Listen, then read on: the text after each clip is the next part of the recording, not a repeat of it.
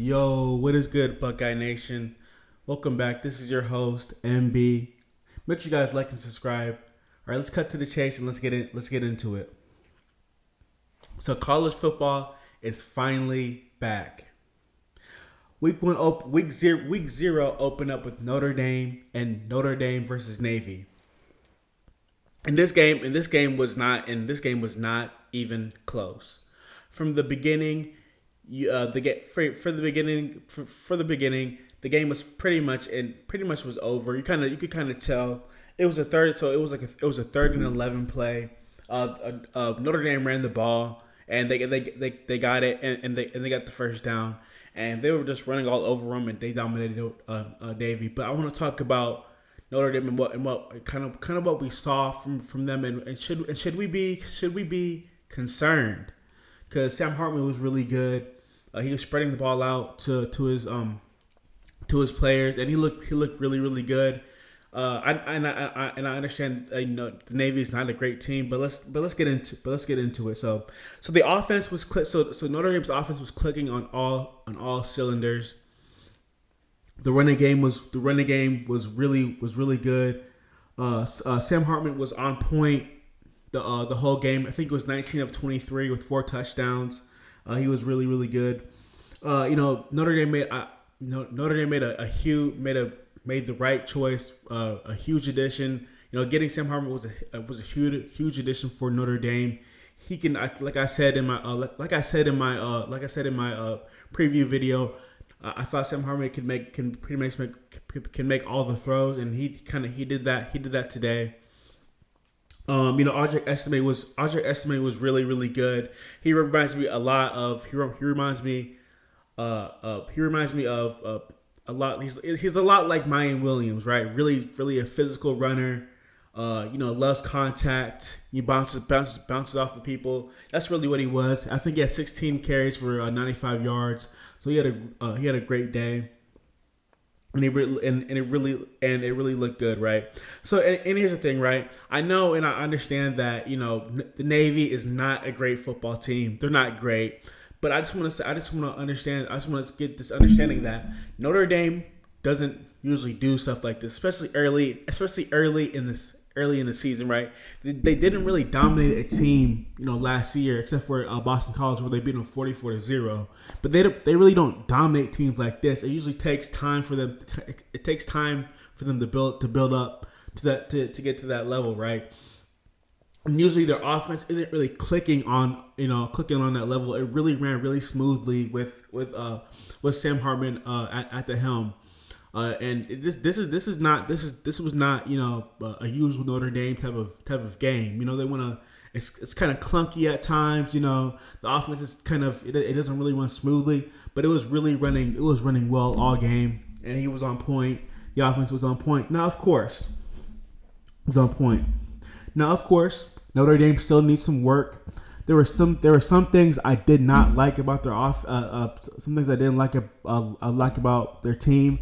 I'm still not a big fan of their defensive line yet. They did give up some big plays in the running game, but not enough to really expose them or to really worry about. They've only scored 3 points. I kind of turned it off. Near the end of the third quarter, so they probably scored in the fourth quarter, but they only held them to 3 points.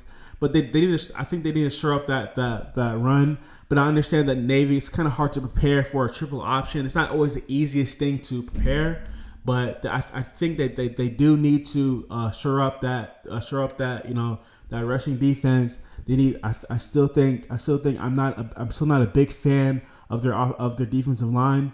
Also, I kind of felt like their offensive line, they were good, but I feel like they gave up a little bit. They gave up some pressures sometimes, and I would like them to shore up that. Especially it came from what I saw, it came in the middle, and I know that's been kind of their worries is the interior offensive line.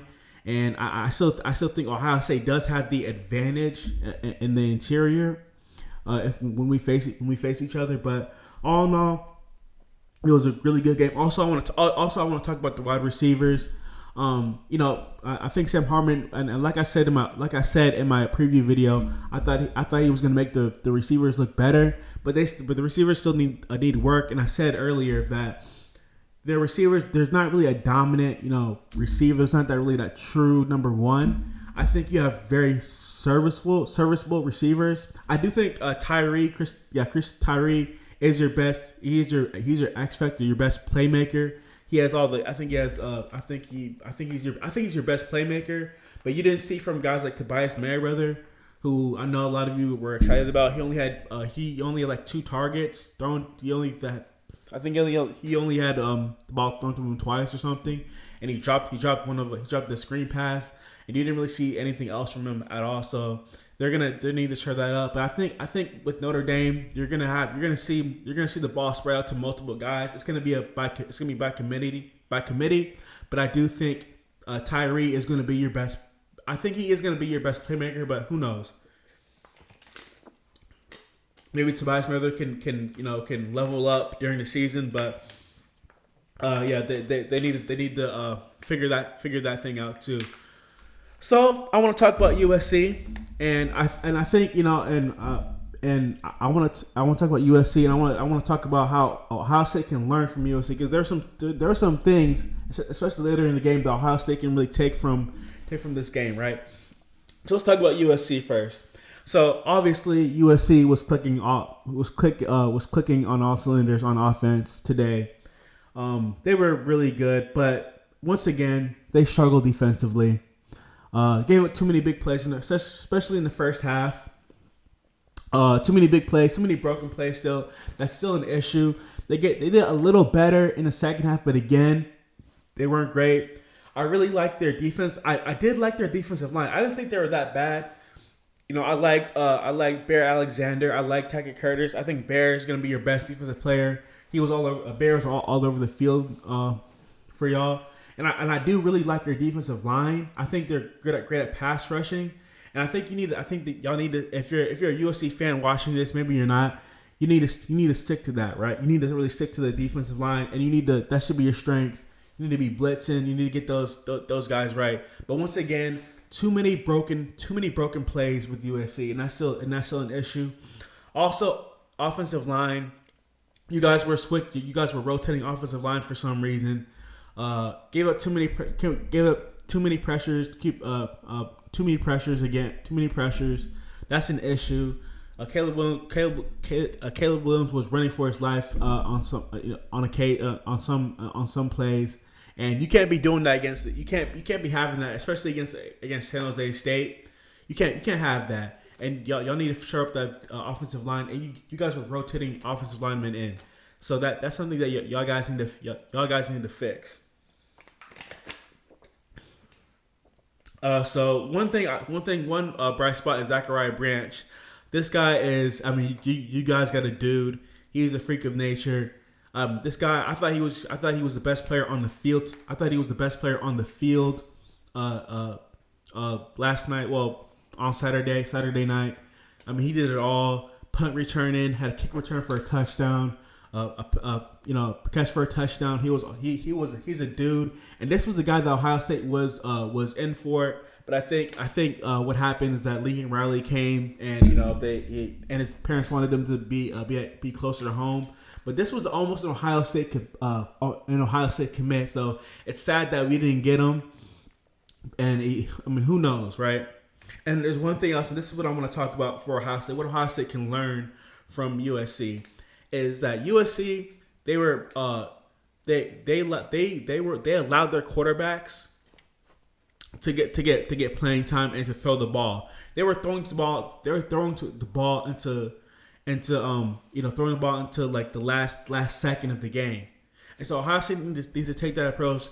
Our quarterbacks need to get all the reps that they can get, and that's something that they for some reason they refuse to do, and they need to do that, especially with this new clock thing. I'm going to talk about that probably on a different episode, but this clock thing is going to be a major thing in college football. And also one more thing is Ohio State needs to get their playmakers their best playmakers on special teams. You saw it again with Zachariah Branch. He's going to be one of their best playmakers this fall. He's going to be one of their. He's going to be a starter, and he was out there playing in special teams. He was out there kick returner and punt. He was a kick returner and punt returner. So so Ohio State needs to allow their starters and needs to get their best playmakers on the field, especially in special teams. I think Ohio State can learn from that. But that's all I really wanted to talk about. Let me know what you think down in the comments below. All right, guys, I'm out.